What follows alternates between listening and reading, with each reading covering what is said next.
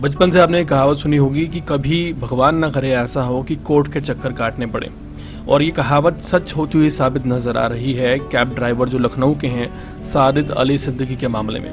दरअसल सादिक अली सिद्दीकी की जो पहली डेट सामने आई है, जिस पहली तारीख पे उन्हें पेश होना था कोर्ट में, वो पेश हुए हैं। उस दिन हमारी उनसे फ़ोन पर बात भी हुई थी, और फ़ोन की जो बात हुई थी उसका डिस्क्रिप्शन लिंक हमने आपको दिया है, आप सुन सकते हैं। जिस दिन वो पेश हुए उस दिन हमने सादिक अली से पहले पूछा था कि क्या वो धाराएं हटा दी गई हैं जो ज़रूरी थी, यानी कि जो ऐसी धारा थी नॉन अवेलेबल वो धारा हटा दी गई है। तो सादिक अली सिद्दीकी ने कहा था कि मुझे अभी कंफर्म नहीं है, मैं जैसे ही अभी कोर्ट में पेश होऊंगा उसके बाद आपको बता दूंगा। और जो बात हमने कही थी वो सच निकली है। वो धारा जिसका नाम 394 है, और जिस धारा के तहत जिसके ऊपर ये धारा लगाई जाती है वो गैर ज़मानती धारा हो जाती है, और ज़मानत नहीं मिलती वो मेन धारा हटा ली गई है। और साथ ही साथ वही बात सच हो रही है कि तारीख पर तारीख अब यही होने वाला है, क्योंकि 20 दिन ऑलरेडी हो चुके हैं और 20 दिन में धक्कों के सिवा कुछ नहीं मिला है कैब ड्राइवर को। कैब ड्राइवर लगातार इस बात की गुहार लगा रहे हैं कि उनको न्याय मिले, लेकिन न्याय किस तरह से मिल रहा है आप खुद देख रहे हैं। इस पूरे मामले में हैरान करने वाली बात यह है कि एक तरफ से मीडिया प्रेशर बनाया गया और दूसरी तरफ से इस मामले को इतना लटका दिया गया कि इस पूरे केस में कोई जान ही ना रह जाए। लेकिन बावजूद इसके जो भी सपोर्टर्स हैं, जो भी लोग चाहते हैं कि सादिक अली सिद्दीकी को इंसाफ मिले, वो लगातार बने हुए हैं, और इसी की वजह से अब प्रेशर बनना शुरू हो चुका है। लेकिन उसका असर धीरे धीरे नजर आएगा, क्योंकि जिस तरह से मीडिया प्रेशर बनाया गया और जिस तरह से पूरे केस को कमज़ोर करने की कोशिश की गई है और लगातार की जाती रही है, वो साफ दिखाता है कि कहीं ना कहीं दबाव बहुत ज़्यादा है। हाल फिलहाल एक अच्छी बात यह है कि प्रियदर्शनी के जो ऊट पटांग इंटरव्यूज़ थे वो आने बंद हो चुके हैं। या तो उनके पास पैसा ज़्यादा रहा नहीं कि अब और ज़्यादा पैसा मीडिया को दे सकें, और या फिर इसका मतलब यही है कि जो इंटरव्यूज़ सामने आ रहे थे प्रियदर्शनी के, उनका असर ख़त्म हो गया है और उल्टा वो एक्सपोज हो रही हैं। इसलिए उन्होंने समझा कि समझदारी इसी में है कि अब इंटरव्यू ना दिया जाए, क्योंकि अगर और इंटरव्यू दिए गए तो और ज़्यादा एक्सपोज हो जाएंगे। मैं आपको बता दें कि इस पूरे मामले में कुछ बड़ी बातें हम आपको इस वीडियो में बताने जा रहे हैं, तो जाननी बहुत ज़रूरी है अगर आप कैब ड्राइवर सादिक अली सिद्दीकी को सपोर्ट करते हैं। उस पूरे मामले में जो पहला पॉइंट है, जो मेन पॉइंट है, वो ये है कि पुलिस ने ये पूरा जो मामला है ना, इसको कमज़ोर कर दिया है, बहुत हल्का बना दिया है। और इसको हल्का बनाने के लिए जो धाराएं, नॉर्मल धाराएं हैं 427 या आप कह लीजिए 323, 504, 506, इन्हें लगा दिया है, जो कि नॉन बेलेबल हैं, जिन पर बेल मिल सकती है और बड़ी आसानी से कोई भी अपराधी बाहर आ सकता है। तो इस स्तर पर मेन बात यह है कि जो धारा हाल फिलहाल ज़रूरी थी, जो बहुत इंपॉर्टेंट धारा थी, जो हटाई ही नहीं जानी चाहिए थी, वो धारा पुलिस क्यों हटा देती है, इस पर भी सवाल खड़े होते हैं। वहीं दूसरा पॉइंट है वो उससे भी ज़्यादा खतरनाक है। वो ये है कि पुलिस का जो दोगलापन है लखनऊ पुलिस का, वो खुलकर सामने आ गया है। एक तरफ लखनऊ पुलिस कहती है कि हम पूरी तरह से सहयोग कर रहे हैं कैब ड्राइवर के साथ और कैब ड्राइवर को हम जितना हो सकेगा सपोर्ट करेंगे, और दूसरी तरफ पहले तो वो धारा हटाती है 394, जो कि लूटपाट की धारा थी, जिसके बिना पर प्रियदर्शनी को अंदर किए जाना चाहिए था। और दूसरी तरफ पुलिस का दोगलापन आप देखिए कि 151 की धारा, जो उसी वक्त लगाई गई थी जिस वक्त कैब ड्राइवर को दनादन थप्पड़ मार रही थी, एक 22 थप्पड़ मारे थे प्रियदर्शनी ने, वो धारा नहीं हटाती। समझिए कितनी बड़ी दोगलापंती है कि एक तरफ आप 394 हटा देते हैं, दूसरी तरफ आप 151 नहीं हटाते।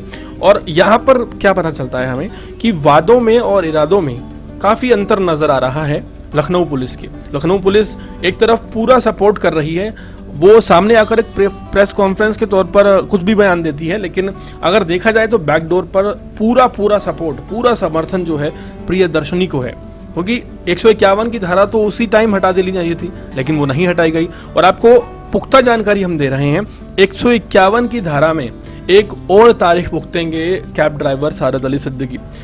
अगले महीने की 13 तारीख को वो इस धारा के लिए कोर्ट में पेश होंगे जज साहब के सामने, और उन्हें ये सफाई देनी होगी कि आखिर उन्होंने ये अपराध क्यों किया। हालांकि उनके वकील ने ये कहा है कि वो इस धारा को हटाने के लिए अपील करेंगे, लेकिन आप समझिए कि बिना गुनाह किए थप्पड़ खाने के बावजूद अगले महीने की 13 तारीख को उन्हें कोर्ट में पेश होना पड़ेगा, पेशी लगानी पड़ेगी और ये बताना पड़ेगा कि उन्होंने ये गलती क्यों की, कि थप्पड़ क्यों खाए। आगे बढ़ते हुए तीसरे पॉइंट की बात करते हैं। तो तीसरे पॉइंट में जो 323, 427, 504, 506 इन धाराओं ने केस को बिल्कुल मामूली बना दिया है। इतना हल्का बना दिया है आप सोच नहीं सकते। सपोज कीजिए कि कई दो लोगों का एक सड़क पर झगड़ा होता है और उस झगड़े को अगर पुलिस स्टेशन ले जाया जाए तो यही छोटी मोटी धाराएं लगती हैं और उनका सुलटारा कर दिया जाता है। और अगर सुलटारा नहीं भी किया जाता तो दूसरा ऑप्शन यहाँ पर ये होता है कि दोनों पार्टियां जब भी जज साहब बुलाएंगे या कोर्ट बुलाएगी तो उन्हें कोर्ट में पेश होना पड़ेगा। कभी महीने की डेट मिलेगी, कभी 2 महीने की, हो सकता है 6 महीने की मिले, 1 साल की मिले, 4 साल 10 साल जितना भी होगा ये मामला चलेगा और डेट पे जाना पड़ेगा। और इस बीच में वकील साहब कहेंगे कि भाई ठीक है कॉम्प्रोमाइज़ कर लीजिए। तो किस तरह से इस पूरे मामले को बहुत ज़्यादा हल्का बना दिया गया है और ये एक साफ नज़र आ रहा है कि कुछ भी कर अब इसमें कोई मजबूत धारा लगवानी बहुत ज़रूरी हो गई है। वहीं अगर अगले पॉइंट की बात की जाए तो सबसे बड़ा जो पक्षपात नज़र आ रहा है वो ये नज़र आ रहा है कि एक तरफ प्रियदर्शनी ये घटना होने के बावजूद, थप्पड़ मारने के बावजूद मीडिया चैनल के सामने आती हैं और सबूत देती हैं और अपनी चोटें दिखाती हैं जो कि तथाकथित हैं, जो कि उन्होंने खुद बनाई हैं और कहती हैं कि देखिए मुझे चोट लगी है। और इतना होने के बावजूद भी जो पुलिस है लखनऊ की वो कैब ड्राइवर का मेडिकल नहीं करवाती। सारत अली के वकील का ये साफ कहना है कि जो उनका मेडिकल करवाया गया है वो बहुत ही ऑर्डिनरी है, फैब्रिकेटेड मेडिकल है। और जो वो मेडिकल दोबारा कराने की बात कह रहे हैं, और आपको बता दें हमने आपको पहले भी जानकारी दी थी कि सारत अली सिद्दीकी का मेडिकल कराया गया 7 दिन बाद। समझिए 7 दिन बाद क्या थप्पड़ का निशान रहेगा? और आप 7 दिन बाद मेडिकल क्यों करा रहे हैं? जब दूसरे दिन ये खबर सामने आ गई कि सीसीटीवी आपके सामने है, थप्पड़ मारने का वीडियो आपके सामने है, तो फिर मेडिकल कराने में सारत अली का 7 दिन क्यों लगे? और उस 7 दिन के बाद भी अब खुलासा क्या किया है सारत अली सिद्दीकी के वकील ने कि जो मेडिकल हुआ है वो फैब्रिकेटेड है, ऑर्डिनरी है। एक छोटा सा मेडिकल बस दिखाने के लिए करा दिया कि ठीक है कोई चोट नहीं आई। एक मेडिकल होता है जो ये दिखाने के लिए कराया जाता है कि जो पीड़ित है उसे कहाँ कहाँ चोट लगी, वो कहाँ कहाँ चोटिल किया गया। और इन्होंने मेडिकल इसलिए कराया ताकि ये दिखाया जाए कि कहीं चोट नहीं आई, नॉर्मल है सब कुछ। तो ये चीज़ सामने आई है और ये बहुत बड़ा पॉइंट है, इस पर ध्यान देने की ज़रूरत है।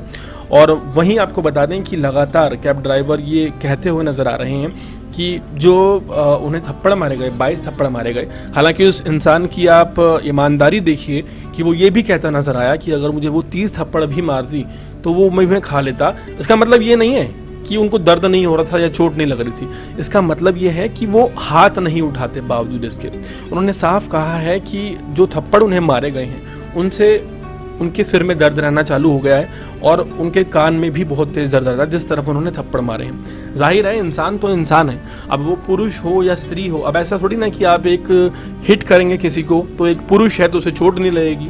अब भाई उसे आप काटेंगे तो खून तो उसका भी निकलेगा, चाहे वो महिला हो या पुरुष हो। तो ऐसा ही शादी के लिए के मामले में है, अगर थप्पड़ आप एक लड़की को मारिए 22 थप्पड़, आपको मेडिकल कितने सारे लगा दिए जाएंगे समझिए। लेकिन यहाँ पर एक लड़का है तो उन्हें लगता है कि 22 थप्पड़ से क्या होता है, कुछ भी नहीं हुआ होगा। 22 थप्पड़ पर किसी इंसान का आप समझिए उसको कोई डिसीज़ हो सकती है। और इसी तरह की कोई डिसीज़ शायद सारत अली सिद्दीकी को हो गई है और वो कहते हुए नज़र आ रहे हैं कि भाई मुझे अब कान में थोड़ी प्रॉब्लम रहती है, आंखों के आगे अंधेरा आता है और चक्कर आते हैं, उसको माइग्रेन भी कह सकते हैं आप। और उसके तहत कोई नया मामला भी बनाया जा सकता है और बनाया जाना चाहिए, क्योंकि दर्द सभी को होता है भाई।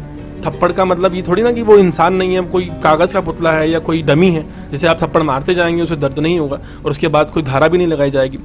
वहीं एक अहम पॉइंट इस पूरे मामले में ये है कि हाई कोर्ट का अब रुख करने वाली है सारत अली की जो टीम है, जो अगर हम कहें लीगल टीम है, क्योंकि अब हाई कोर्ट का रुख करने का वक्त आ चुका है। जिस तरह से कोर्ट में सिर्फ डेट्स मिल रही हैं और चार्जशीट में भी जब ये धारा हटा ली गई तो शायद कोई सवाल भी नहीं उठा कि भाई ये धारा किस बिना पर हटाई गई। ये तो बहुत ज़रूरी धारा थी।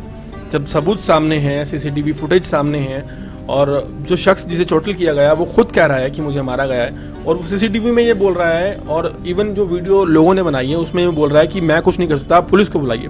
मतलब यहाँ पर क्या कहना चाहते हैं जो भी प्रशासन है कि एक इंसान अगर शरीफ इंसान बनकर ये बोल रहा है कि मैं हाथ नहीं उठाऊंगा, पुलिस को बुलाइए, तो उसे सिर्फ धक्के खाने पड़ेंगे, उसे दर दर की ठोकरें खानी पड़ेंगी। उसके ऊपर से जो इसके ऊपर जो धारा लगाई गई है 151 वो नहीं हटाई जाएगी। हाँ, जिसने थप्पड़ मारे हैं उसके ऊपर 394 की जो धारा थी वो फटाफट हटा ली जाएगी। देखिए मामला बहुत गंभीर होता जा रहा है और इस मामले में सबसे बड़ी जो अभी तक कमी नजर आई है वो हम पहले भी बताते आ रहे हैं आपको कि मेडिकल की है। मेडिकल आखिर क्यों नहीं लगाया गया तरीके से, और 7 दिन बाद कैब ड्राइवर का मेडिकल क्यों करवाया गया, ये बात बार बार सोचने पर मजबूर करती है और सवाल उठाती है पुलिस पर। इस पर जवाबदेही होनी चाहिए पुलिस की, और पुलिस के ऊपर एक एक्शन होना चाहिए कि आखिर 7 दिन क्यों लगे FIR मेडिकल कराने में। पूरे मामले पर अपनी राय जरूर दें, और इसी तरह के ताज़ा अपडेट जुड़े रहने के लिए हमारे चैनल को सब्सक्राइब करें ताकि आप तक पहुंचता रहे हमारा हर लेटेस्ट अपडेट।